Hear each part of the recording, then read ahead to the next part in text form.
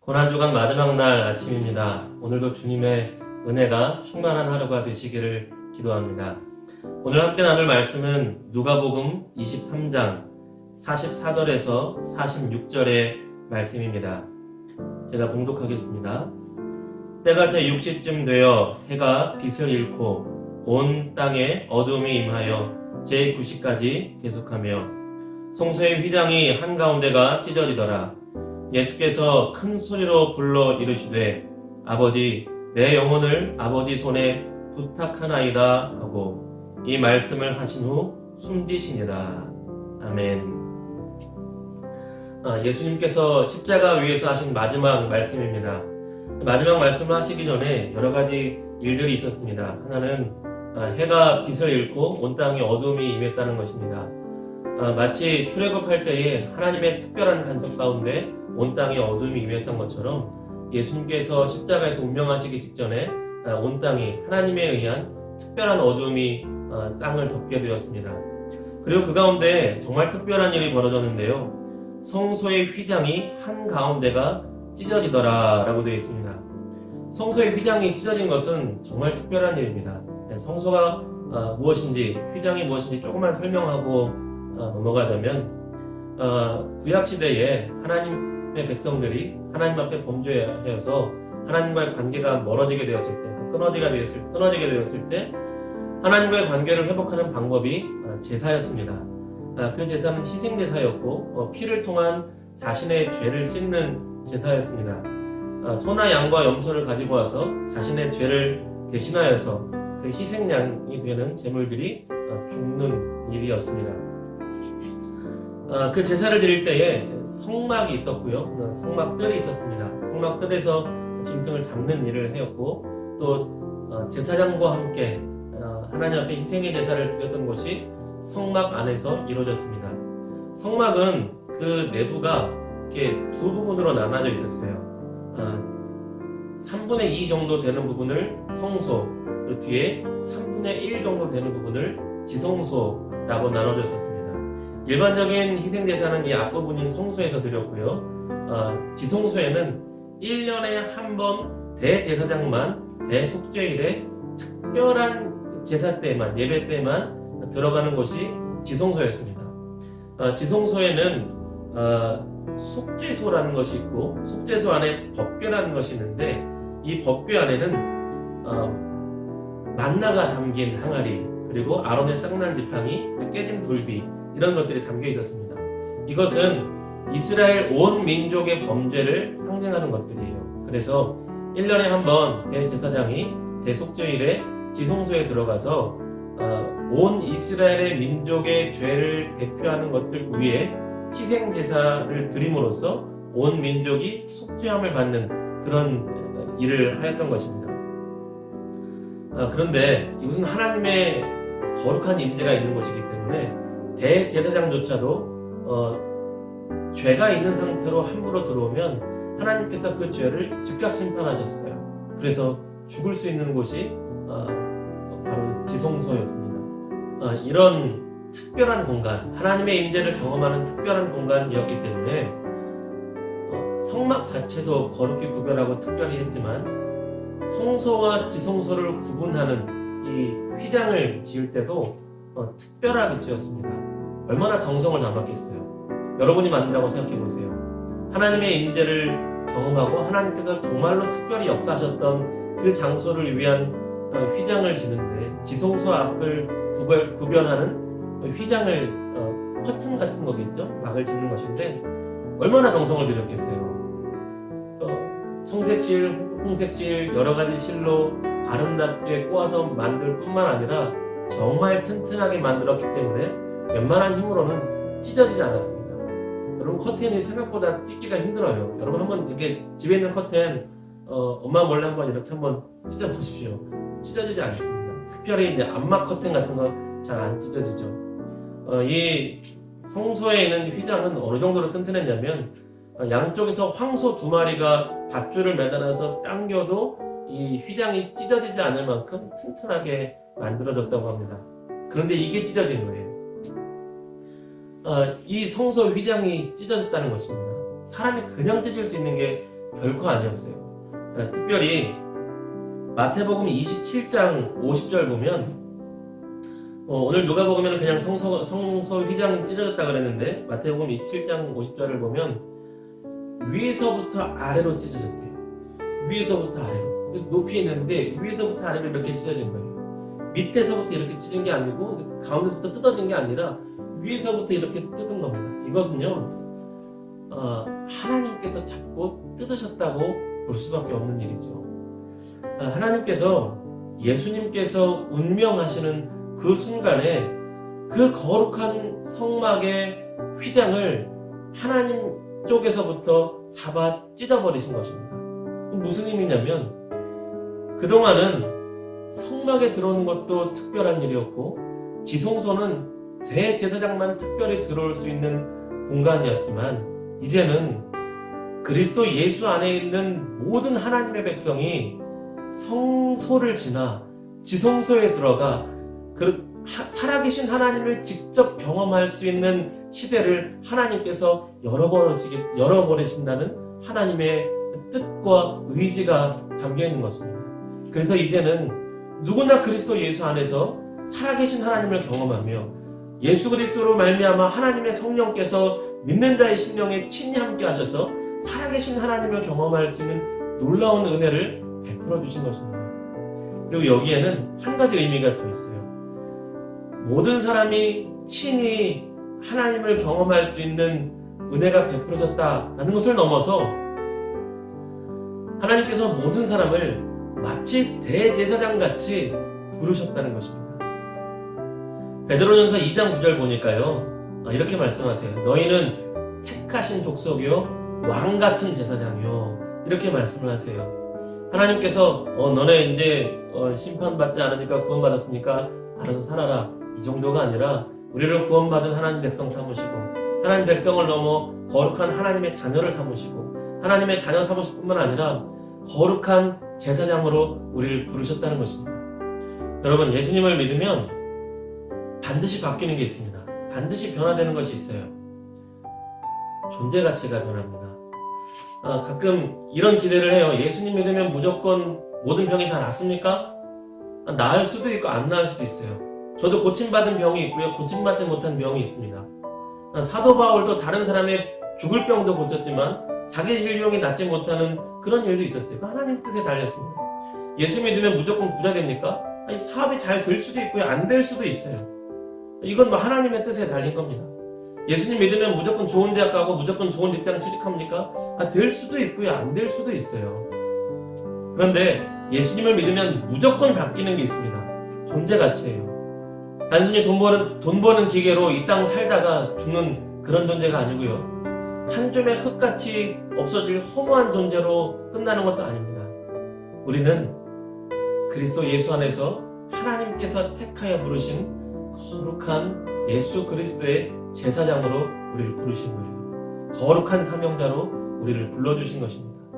마치 제사장이 하나님과 죄인 사이에서 그 역에서 그 중간자의 역할을 했던 것처럼 우리 또한 예수님과 하나님의 사랑을 모르는 사람들 그 사이에서 중간자의 역할, 제사장의 역할을 할 수 있도록 우리를 부르셨다는 것입니다. 여러분 우리를 그리스도 예수 안에서 하나님의 거룩한 사람으로 왕같은 제사장으로 불러주신 우리 하나님께 찬양하며 주의 영광을 높여드릴 수 있는 저와 여러분 되기를 바랍니다. 그 후에 휘장이 찢어지면서 예수님께서 하나님 아버지께 큰 소리로 부르짖으십니다. 우리 46절 한번 다시 보겠습니다.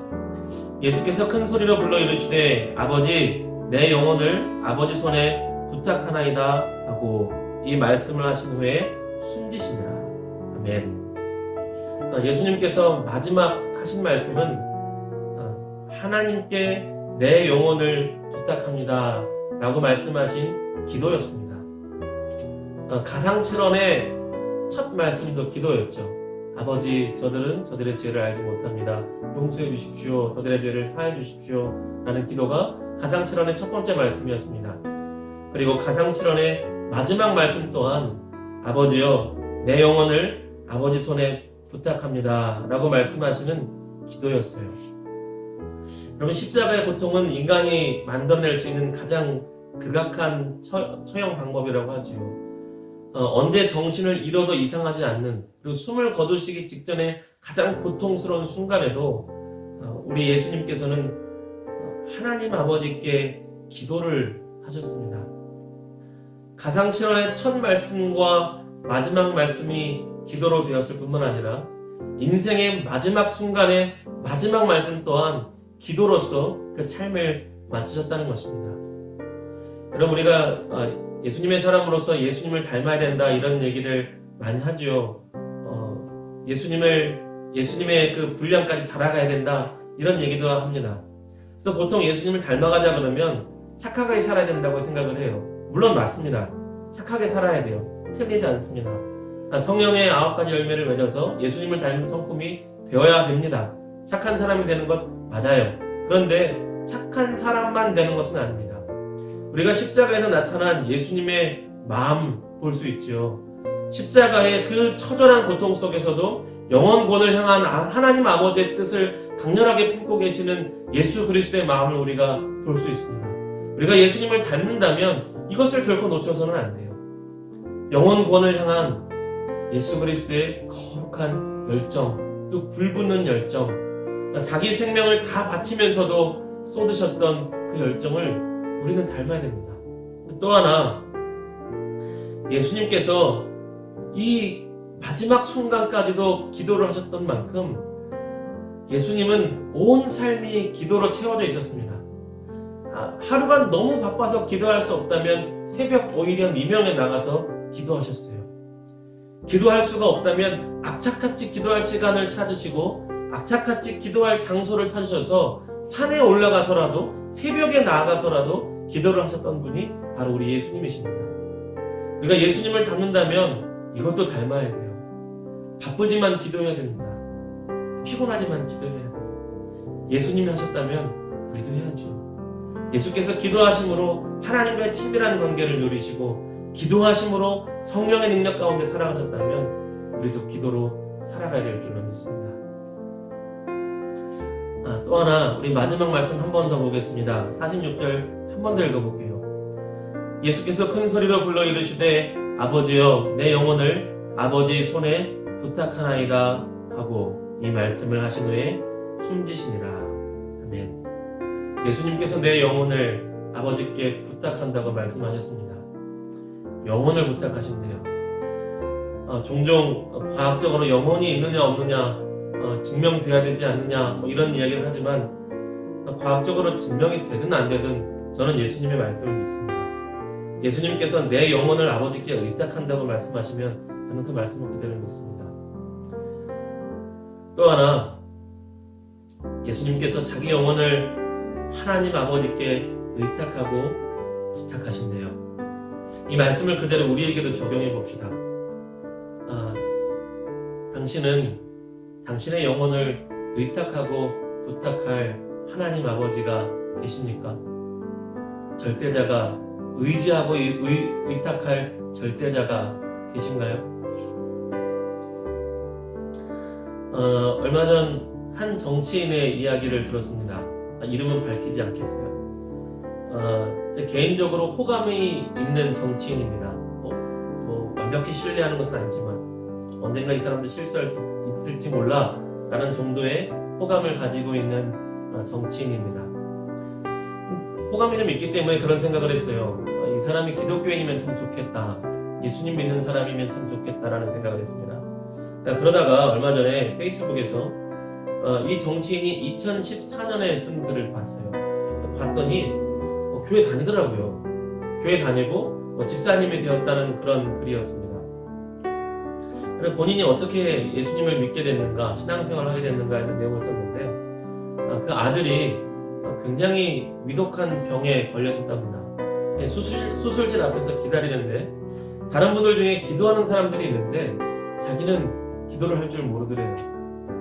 나름 유능하다고 살아온 인생이었는데 그 생명의 연약함 앞에서, 그 생명의 절체절명의 순간 앞에서 자신의 유능함이 아무 쓸모가 없더랍니다.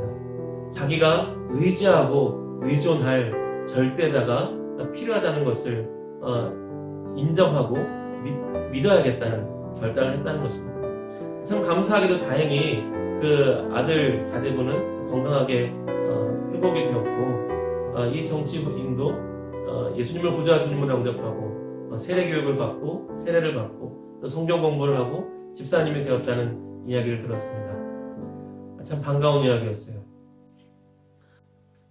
그럼 우리가 아무리 유능할지라도 우리는 우리의 영혼을 의탁할 하나님 아버지가 반드시 필요한 존재입니다. 인간의 유한성을 인정해야 됩니다. 여러분은 당신의 영혼을 의탁할 하나님 아버지가 계십니까? 만약 당신이 하나님을 믿는 분이 아니라면 하나님을 믿고 당신의 영혼을 의탁하고 의지할 수 있는 그분의 사랑을 받아들이시고 믿었으면 좋겠습니다. 예수님을 구주와 주님으로 영접할 때 하나님께서 당신의 아버지가 되어주십니다. 그리고 혹시 예수님을 믿는 분이라면, 하나님을 나의 아버지라고 고백하는 분이라면, 먼 훗날 언젠가 내가 죽는 순간에만 하나님께 내 영혼을 의탁해야지 이렇게 생각하지 마시고 날마다 하나님 아버지께 우리의 영혼을 의탁하며 의지하는 그런 삶이 되었으면 좋겠습니다. 그렇게 된다면 날마다의 삶 속에서 하나님께서 기특히 여기시고 하나님 안에 있는 하늘의 소망과 하늘의 생명력으로 우리에게 공급해 주시며 하나님의 그 친밀하고 따뜻한 손길로 우리를 붙드시고 함께 동행하여 주실 줄로 믿습니다. 말씀을 마치겠습니다. 이제 고난주간이 끝나는 날이 되었습니다. 고난주간이 지날지라도 우리 주 예수 그리스도의 십자가를 기억하고 묵상했으면 좋겠습니다. 사도 바울과 같이 내가 우리 주 예수 그리스도의 십자가 외에는 자랑할 것이 없노라 이렇게 외칠 수 있을 만큼 주님의 십자가를 묵상하고 그 안에 담겨져 있는 하나님의 불붙는 사랑, 그리고 나를 향한 또 온 세상 영혼권을 향한 하나님의 뜨거운 사랑을 묵상할 수 있는 저와 여러분 되었으면 좋겠습니다.